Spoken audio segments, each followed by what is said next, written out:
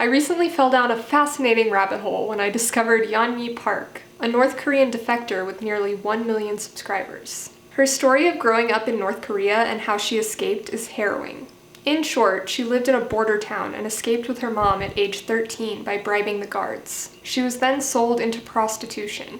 Chinese policy is to deport North Koreans, so defectors are very vulnerable to human traffickers because if they go to the authorities, they'll be sent back to North Korea, where they will very likely be killed or thrown into a prison camp.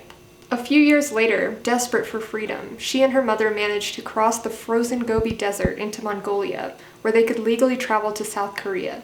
She has since moved to the US. As I was binging her content, I came across a video titled "North Korean Defector Describes Why America's Woke Culture is So Dangerous." After watching, my recommended feed was filled with interviews she did with conservative commentators like Candace Owens and Jordan Peterson. She did a full right-wing media tour, making multiple appearances on Fox News. A recurring theme in these interviews is her experience at Columbia University. A North Korean defector, Yeonmi Park, says attending a woke Ivy League school here in America reminded her of the oppressive regime of Kim Jong-un. And she joins me now. Yeonmi, welcome to the program. It really is great to have you with us. I want you to tell our viewers who've not yet heard your story, tell us what happened when you went to a woke university in the United States. What happened? Thank you, Mr. Barney, for having me on your show. So, first thing that my mom told me when I was growing up in North Korea was, don't even whisper because the birds and mice could hear me. And she told me that the most dangerous thing that I had in my body was my tongue. If I said a wrong thing, actually the 3 generations of my family could be executed for the crime that I commit.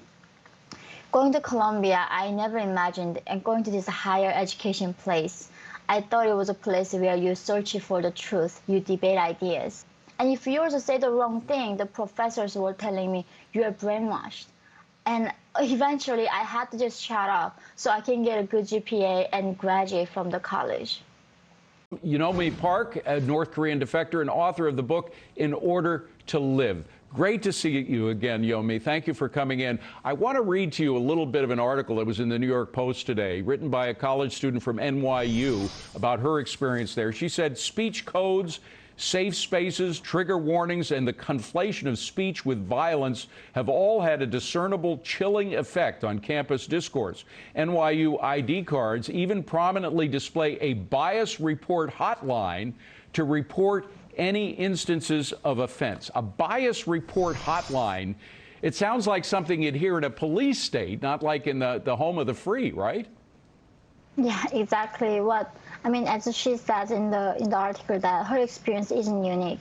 I think this phenomena is really everywhere, especially in the Ivy League education system in America. That it really reminded me of that. In North Korea, you just don't know who is listening, right? Your neighbor can be spy. And now I see more and more I've been only living in this country for the last 5 years. Even 5 years ago, it wasn't this bad, I think. I remember. Now, really, you have to watch out who's racist, who says what. And now you have to report on them. And this is how authoritarian regimes create distrust between people. And it is so heartbreaking to see people do not trust each other more and more in this country right now. Trust, that's the key word. I mean, that's what a communist regime will try to destroy. Any trust, first of all, in the family, and then among friends, and eventually the only thing you know to trust is the government itself. Now, liberal arts education is supposed to be about the open mind, about opening minds. This is just about closing minds, is it? It's the exact opposite of what a liberal arts education is supposed to provide one with. It was just a complete lying and brainwashing. I remember that Columbia promised to produce the people, the thinkers who knows how to think. But when I also went there, they taught me what to think. And that's indoctrination, that's a brainwashing. And you literally now in America going to these universities to be brainwashed. And going to Columbia University, I also learned that in America, you can get canceled, you get censored, you get penalized, you're called Nazi and bigots if you do not have the political correctness.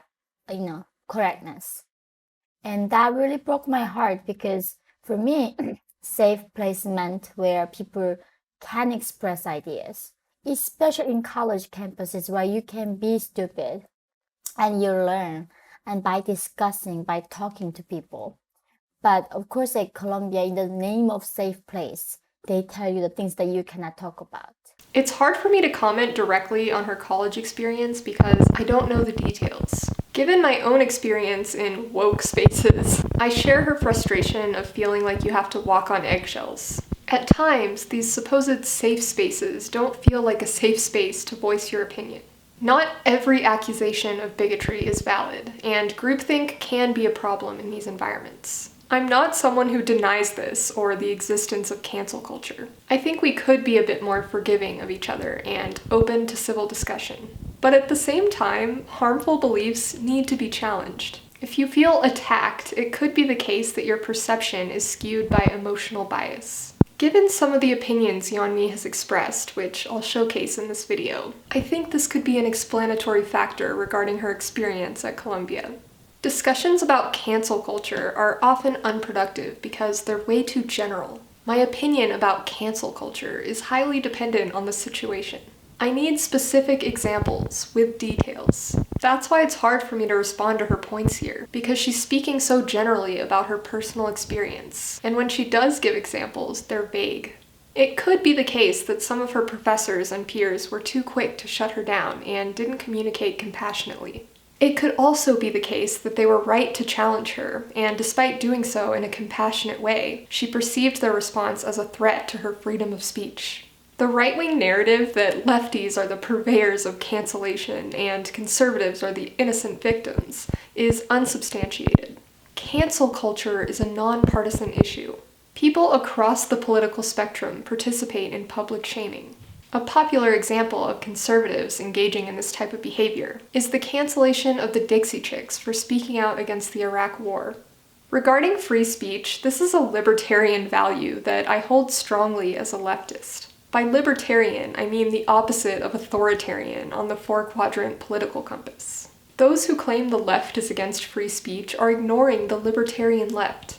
I don't think Yeonmi should be silenced or deplatformed, but I do think her views should be challenged, which is why I'm making this video. I'm exercising my freedom of speech, and in doing so, I'm not silencing her. Freedom of speech does not mean freedom from social backlash.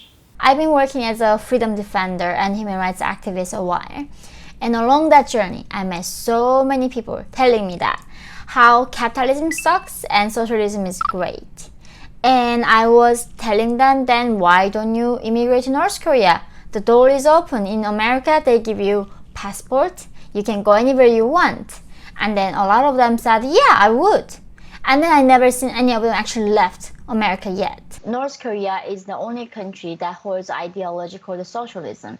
It's literally called the socialist paradise. First of all, I call bullshit that anyone ever said to her, yeah, maybe I will move to North Korea. Just because North Korea calls itself a socialist paradise doesn't make it a socialist paradise. Words have meaning, and North Korea is obviously not paradise, nor is it socialist. North Korea is an authoritarian dictatorship with an extremely unequal class divide. The means of production are owned and regulated by Kim Jong-un, not the community as a whole. It's certainly not communist, as it's not a stateless, classless, moneyless society. The conflation of communism and socialism with authoritarianism is capitalist propaganda. Many leftists, myself included, argue that democracy is crucial for communism or socialism to actually work. Surely, Yeonmi recognizes that the Democratic People's Republic of Korea is democratic in name only. Likewise, authoritarian socialist regimes are socialist in name only. But now in America, even though in the tip of your finger going on internet, you know how many people the Mao killed in China during the Communist Revolution. These people still be brainwashed. And this is when I thought, wow, humans are not rational. We are so irrational. And this is why communism and totalitarianism and Nazi and fascism was possible. And when people are so arrogant, not ever giving a benefit of doubt that they might be wrong. And this arrogance creates tyranny. This ignorance of arrogance creates dictator. And I see that in America now, and this is so heartbreaking. Like, what are you guys doing in this wonderful country? This is not just the best country, this is the best country in human history. It's not the perfect country, but this country has always attitude of making things better, right? Improve. And how is it not enough for the improvement that this country has made? By what metric is the United States the greatest country in the world?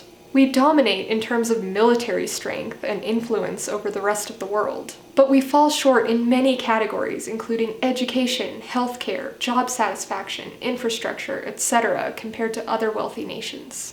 Yes, of course the US is leagues better than North Korea in terms of quality of life, but just because things could be a lot worse doesn't mean they're not bad. She claims that part of what makes this country so great is that it's always had the attitude of making things better. Yet she fails to realize that the first step to fixing a problem is acknowledging the problem. She says, how is it not enough, the improvements this country has made? Utterly contradictory. Now there's a lot of resentment for inequality. And this is where I'm really concerned about it. When you demonize inequality, inequality is a sign of an opportunity for me as a North Korean. When I was in North Korea, there's no inequality. Everybody was dirty poor. And some people actually told me when I came to America, like, oh, that must be so nice. They were saying happiness is such a relative thing. Therefore, when you're in North Korea, nobody was richer than you. I'm sure you're happier. And I was literally going to slap him almost, like, are you out of your mind, you know? If you are hungry and dying from starvation, you know that you're miserable. We are not like some dumb people. If nobody is richer than us, we are get happy. And when I came to South Korea and America, I even hear that there's a trillionaire, there's a billionaire. And these people are not the ones who, you know, build the nukes and sold the drugs, but they were the ones like found the companies like Tesla, companies like SpaceX or Amazon, who started a company that were benefiting a lot of customers, even though they were killing a lot of small businesses, but hired a lot of people, invented new things, right? Like inventing electronic car like Tesla. Those people are getting richer. And why do I have problem with that? I have zero problem with that. The thing that in capitalism that it allows you is that you don't need to take an apple from other people. You can just invent a new apple, and that's what you gain. And that's why in North Korea everybody is poor, because nobody allowed to invent. And there's so much demonization and animosity towards wealth and rich people and inequality. And I keep saying to people, like, inequality does not mean poverty. Poverty is something that we need to fight against. Poverty is actually bad. It holds people back again from their potential. And if we are poor, not nourished, your brain doesn't develop, and so much could be bad. And that's why we need to solve the poverty, not inequality. That's not a goal. But in the society in South Korea right now and in America, almost poverty being like eradicated, even though people say, oh, there are people in America are poor, having a food stamps. Guys, I have been poor. Poor means you cannot even find the crumbs of bread in the trash cans. Poor means you cannot find a pair of clothes even anywhere. When I arrived in South Korea, I rented trash, like a trash collect thing from apartments. There are so many like mattresses were thrown away. There are so many good furniture, plates, clothes were thrown away. You wouldn't die from not having these things. And of course, like North Korean standards of poverty means dying from starvation, and you wouldn't compare that. But in America, for sure, in South Korea, for sure, we did have eradicate poverty. And that is the biggest achievement that humanity can ever make. For me as a North Korean, when they said there's an inequality in America, I was like, oh, hallelujah. That means you can rise to above somebody else, because there's no inequality in North Korea. Everybody's dirty poor. And in America, they're like, inequality is something, the worst thing that can ever happen. And for me, it's like, poverty is something that is the worst thing can happen. right? Inequality means somebody can become a billionaire. They can start SpaceX. They can start companies. It means there's economic mobility. Exactly. But like in America, somehow people are so like brainwashed. I don't even know. But they say, look at us. We have homeless. Like, that's great. You have freedom to even homeless. And they're like, look at us. We have inequality. Amazing. I mean, how amazing is that? Her claim that poverty has been eradicated in the West is wildly unsubstantiated. There are levels of poverty. Just because you're not dirty poor, as Yeonmi puts it, doesn't mean you're not poor. It's incredibly ignorant and invalidating to say that a homeless person in the US chose to be poor. And homelessness is an extreme example. It's ignorant and invalidating to say that someone who's working a minimum wage job and struggling to put food on the table and pay rent isn't living in genuine poverty. She's buying into capitalist propaganda when she defends billionaires like Jeff Bezos and claims that anyone in the West can become rich if they just work hard enough. Billionaires like Jeff Bezos amassed their wealth by extracting surplus value from the working class. The people working for Amazon in warehouses and all the way down the supply chain in sweatshops and mines are paid a wage that is lower than the value they created with their labor. In other words, Bezos became rich via exploitation. For there to be an upper class, there must be an underclass. So no, there is not opportunity for everyone to become rich. She contradicts herself when she says that there's no inequality in North Korea, that everyone is equally poor. She has acknowledged elsewhere that there is a class divide in North Korea. So North Korea, even though it started as a communist, right, then they call themselves socialist paradise. They have a big 3 categories of classes and then 50 different classes, like subclasses within them. North Korea is an example of extreme inequality, with Kim Jong-un hoarding all of the wealth and nearly everyone else living in squalor. In theory, what she says about inequality is true. If everyone has a decent standard of living, who cares if a few people live lavishly because they worked extra hard? But in the real world, poverty is a feature of inequality. Not everyone has their basic needs met, let alone a decent standard of living. And our system is far from meritocratic. In their article, Inequality Matters, Jared Bernstein and Ben Spielberg argue that the lack of opportunity for those in poverty is not some separate problem from the unequal distribution of wealth and income across society. A growing body of research shows strong links among inequality, poverty, and opportunity. For example, new research by Elise Gold of the Economic Policy Institute reveals that of the factors most commonly cited as driving poverty in America, the number one factor by far is the growth in inequality, which added 7 percentage points to the poverty rate since the late 1970s.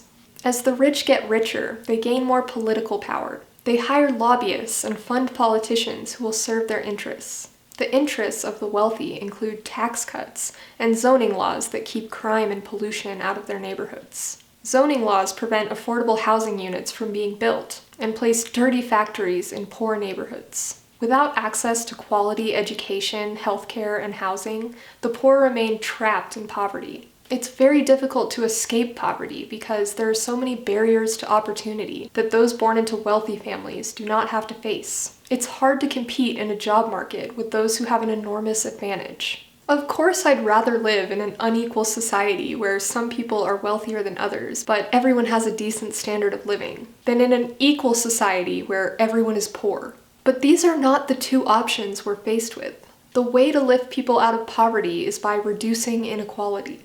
She has it completely backwards when she says that inequality is a sign of opportunity. So when people say to you, I am systemically oppressed, I am in, every single institution is out to get me, white people, basically all white people are racist and all institutions are born out of slavery, etc. And as you say, that they are victims.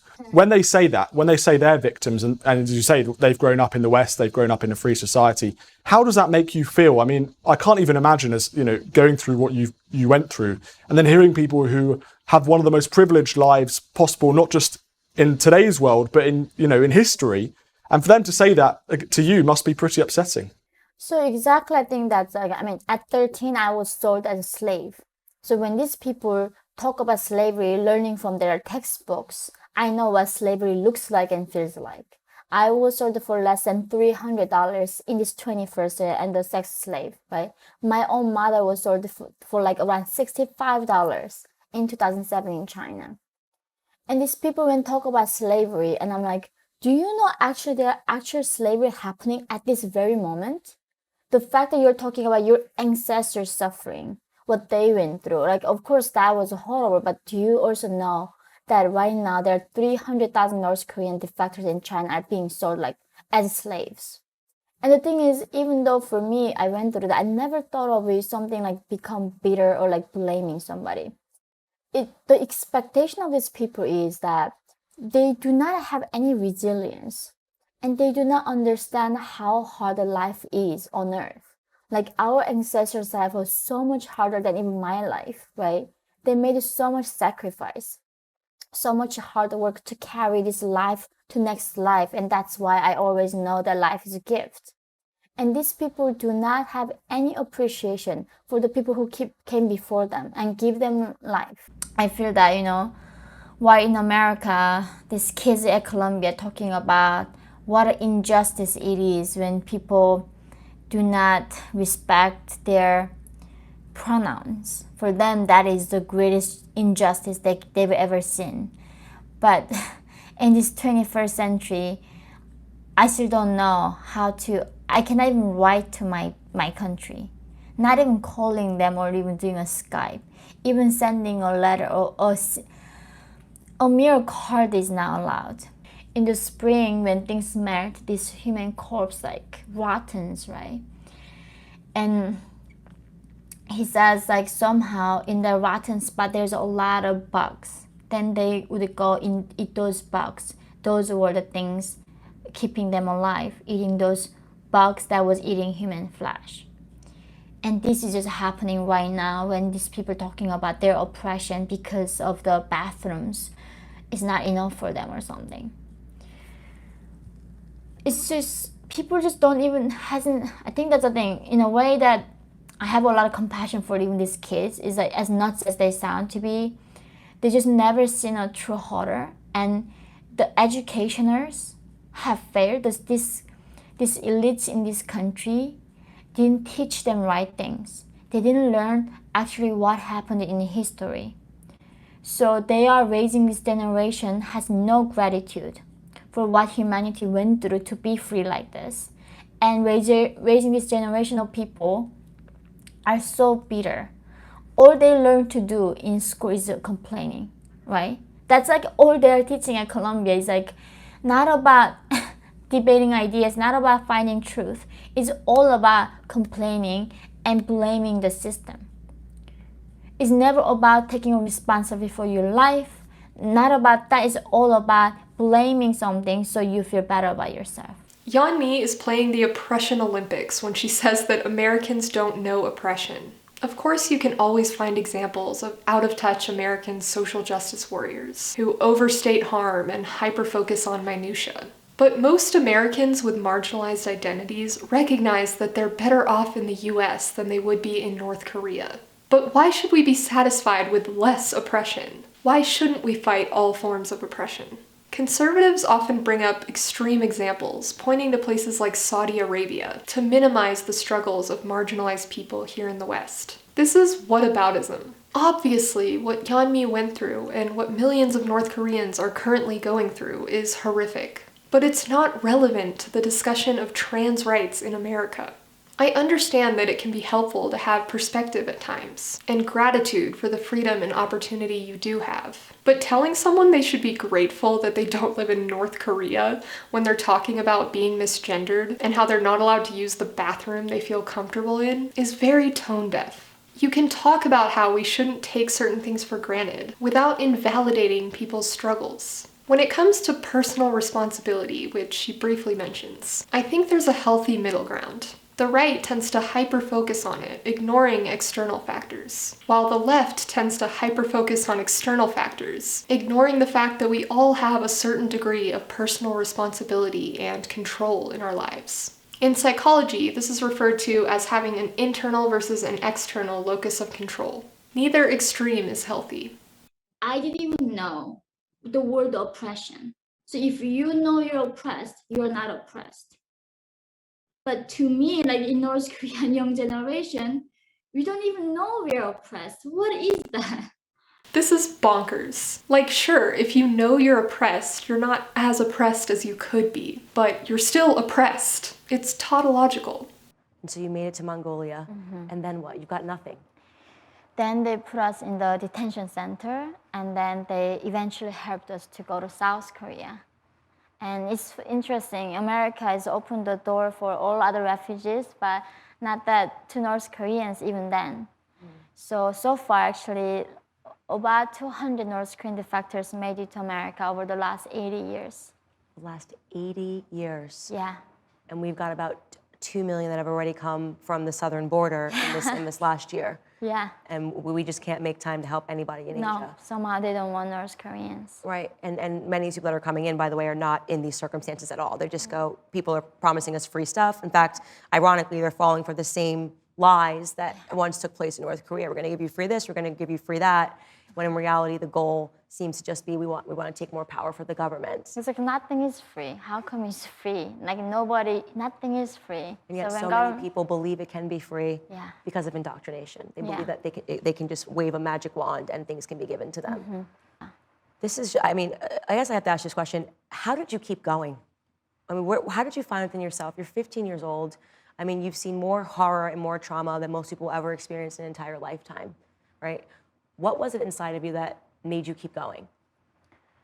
I think this is very interesting. Even though my father didn't have education, like in America, it's all about like, oh, if that's how you feel, like it's legitimate. I think like they're almost like a safe space, emotional feelings. But my father told me as a younger, it's like there's a toy, like the two round things. If you knock it over, it comes back.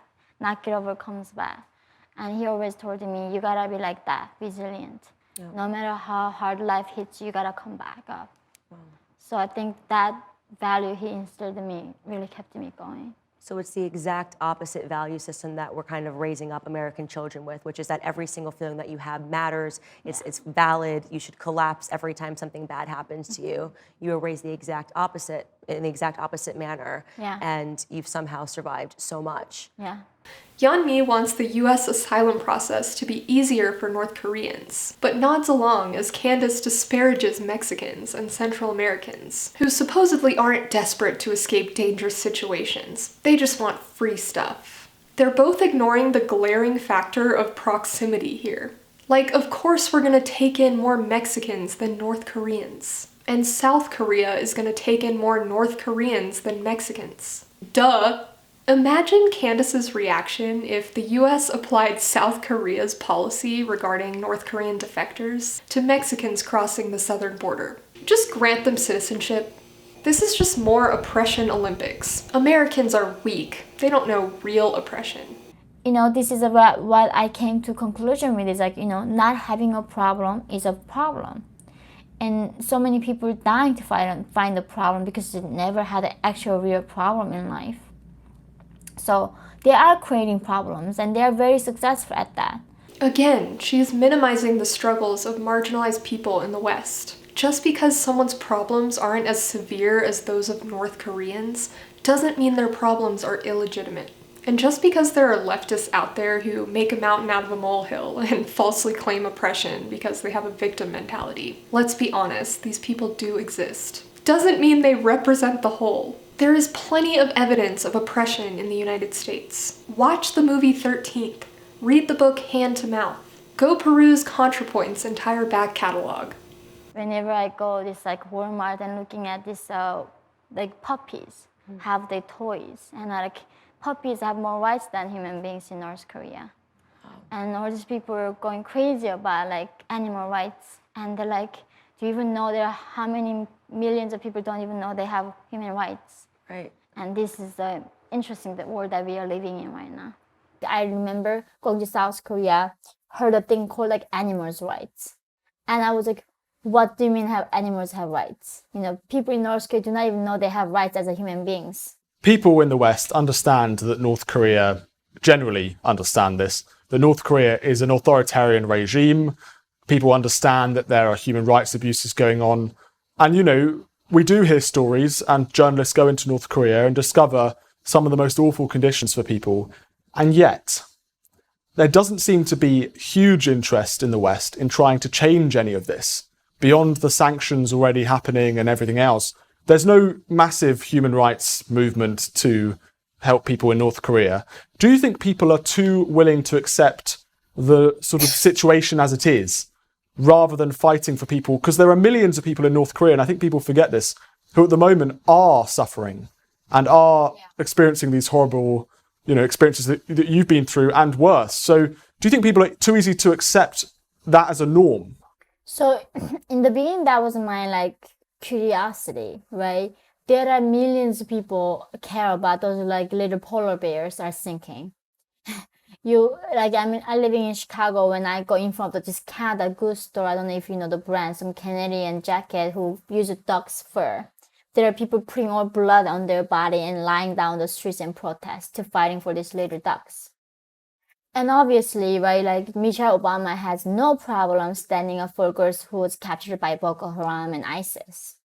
And even though, there were 500,000 people, 30,000 people, 300 girls were captured. But the scale of North Korean people suffering is way bigger than anything that we know of. And the United Nations in 2014 said, what is happening in North Korea is modern day Holocaust. We do not have any resemblance for the brutality of this regime. It's only we can see in the Stalin's, camps and the Nazi Germany's Holocaust. So we know that Holocaust is happening again, and people are denying it again. The reason why this is the case is that there's no one single Hollywood star want to stand up for this cause. Why is that? Because Chinese Communist Party. Kim Jong-un is sponsored by Chinese Communist Party. And China is the biggest meat market in the world. So this is way darker why why North Koreans has been left forgotten and become invisible by purpose. Because they all wanna, please Chinese Communist Party so they can all make more money. She brings up animal rights, implying that we privileged Westerners don't have our priorities in order. How silly of us to focus on animal suffering when there are humans suffering in North Korea. If this is the first video of mine you've stumbled across, a large focus on my channel is animal rights. I talk a lot about speciesism and human supremacy. If these are foreign concepts to you, please watch these two videos. The argument for animal rights is the same argument for human rights. Non-human animals and humans alike are sentient beings who desire freedom from harm. Cows, pigs, chickens, sheep, foxes, mink, etc. face horrific brutality. They are mutilated without anesthesia, confined to cages or cramped warehouses, separated from their families and slaughtered. Each year, an estimated 70 billion land animals are killed for food. If we include all of the sea animals we kill for food, which we should, as they're sentient beings too, and all of the animals who suffer at the hands of humans in other industries, the number of victims is in the trillions. But the scale of North Korean people suffering is way bigger than anything that we know of. North Korea has a population of about 26 million. The scale of animal suffering is orders of magnitude greater. I'm not engaging in the oppression Olympics here. I say this not to downplay the suffering of North Koreans, but to counter Yeonmi's inaccurate claim. If a transgender person were to say that the scale of suffering from being misgendered is bigger than anything we know, I don't think it would be unfair for her to point out that the scale of North Korean suffering is greater. However, trans people are not trying to outcompete North Koreans when they talk about how being misgendered hurts them. On multiple occasions, Yeonmi has brought up the severity of North Korean oppression in an effort to downplay the oppression of marginalized Americans and non-human animals. This is the oppression Olympics. Rather than play this futile game, we should recognize that no matter the severity or scale, oppression is oppression, and oppression is bad. When it comes to oppression, it makes sense for us to prioritize what we have control over. Most of us, in Western countries especially, have control over what we eat, what we wear, and how we entertain ourselves, and also what we say and how we vote. We don't have control over the situation in North Korea.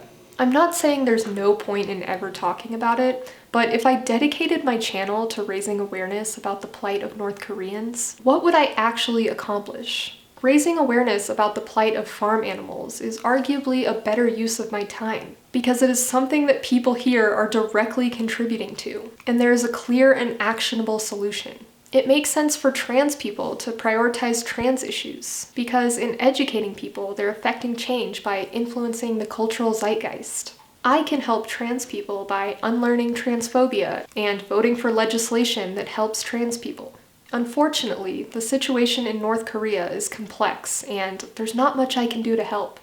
Also, pretty much everyone is in agreement that what's happening in North Korea is horrible. Not everyone is in agreement that trans people and non-human animals should have legal rights. By focusing on the former, I'm just virtue signaling. But by focusing on the latter, I'm helping to create change by changing people's attitudes. I'm not saying that Yeonmi should prioritize animal rights or trans rights now that she lives in the US. She is obviously well suited to educate people about the plight of North Koreans, and there is value in doing so.